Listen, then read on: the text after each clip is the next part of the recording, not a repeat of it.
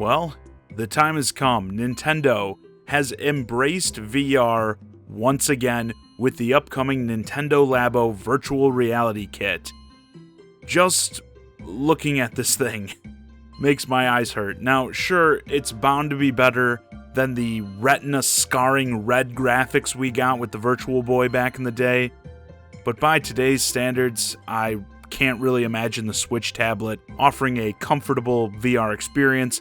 In my opinion, VR is already really rough on the eyes with the PS4, and even the VR setups we find on PC, I find to be pretty straining after a while. As you would probably assume for the Switch, it's going to involve you sticking the tablet in like a slot and pressing it right up against your face to give you a sense of VR. Yeah, I can only imagine what this is going to be like. Now, if you're familiar with my take on VR, I've said numerous times that I think there is a future for it. I've played a few games that I did really enjoy, like Resident Evil 7 for instance. That was one of the first modern titles that really did impress me, but overall I just don't think the technology is where it needs to be at yet for a massive rollout for devs to bet big on it.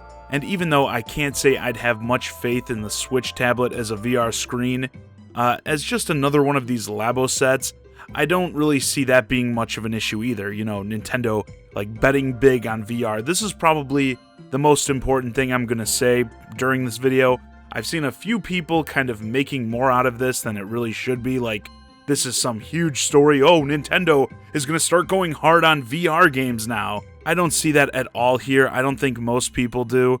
To me, this is not at all an indication that Nintendo is planning any sort of VR push for the Switch or anything like that.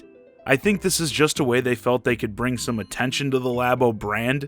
Honestly, I think they kind of knew that this set would get this sort of reaction, and obviously none of the kits up to this point, and probably none of the ones after, are going to make headlines like this one, but I don't think it goes much beyond that.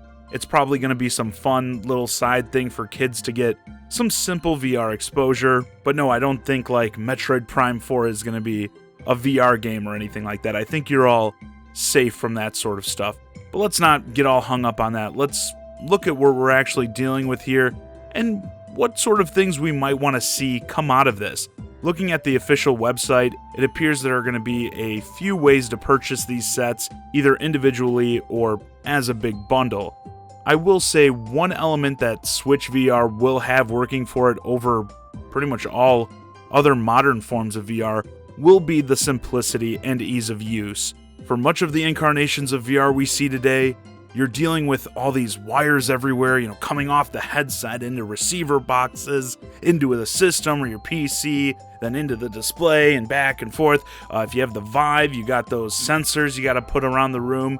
I assume the Switch version will be completely wire-free, more like we've seen from some cell phones that have dabbled in VR.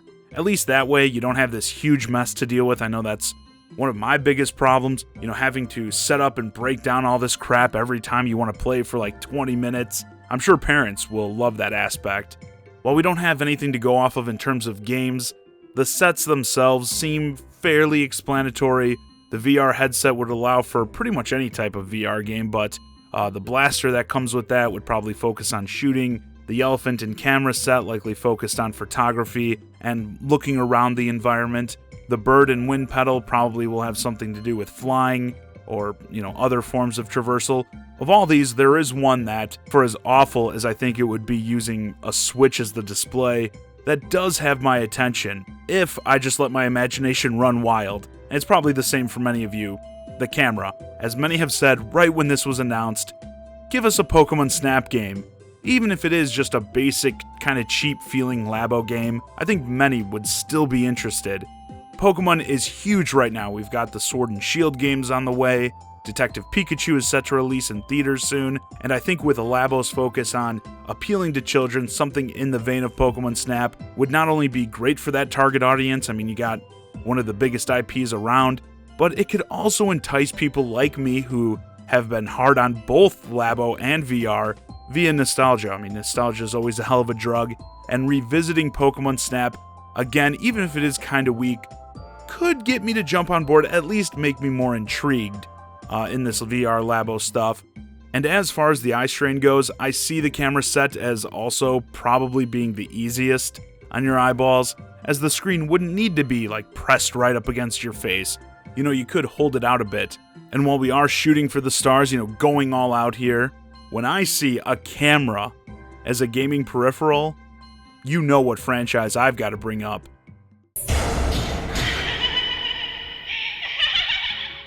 Of course, this one is really out there, but if you ever wanted to make something that implemented Labo but appealed to a more mature audience, let me use that stupid camera to play some Fatal Frame. If you're not familiar, the Fatal Frame series focuses on the use of a camera as a weapon to fend off attacking spirits.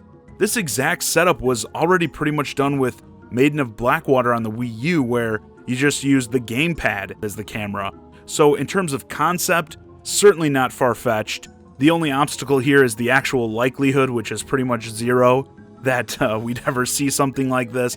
Again, the Labo stuff is very geared towards children, so I think it'd be very unlikely we'd see something like this, but hey, you could just do a normal Fatal Frame game and have it so you could just use the Labo camera as a peripheral, kind of like they did with Mario Kart 8. I want another Fatal Frame game, alright? But yeah, if we're being sensible, these will all probably be simple games that are meant to be played in very short spurts, as I'm sure people aren't going to want to be using the gamepad as a VR device for much longer than that anyway. Once more, I don't see this as being a big push for VR by Nintendo, just something they think may be a draw to kids. I mean, if you think about it, with these VR kits, the Switch is going to be the cheapest VR experience you could buy. I mean, even the phone stuff, it's like you have to factor in the cost of an actual smartphone. So I do think that could help this thing out a bit. But yeah, I would just have to know more about how the games actually feel to play, again, on your eyes, because I feel like it just can't be that great. Anyway, with that, this video's a wrap. Let me know your thoughts on Nintendo's latest VR attempt in the comments. Is the Nintendo Labo VR kit something you could see yourself buying? And what sorts of experiences would you like to see from them? Hey guys, I hope you enjoyed this discussion of Nintendo's upcoming VR Labo kits. If you're new to the channel, please consider subscribing. And if you want to keep the conversation going, hit me up on Twitter, @JohnnyZakari, and join my Discord, ChiGuy and Friends. Link to both in the description below. And as always, thanks for watching.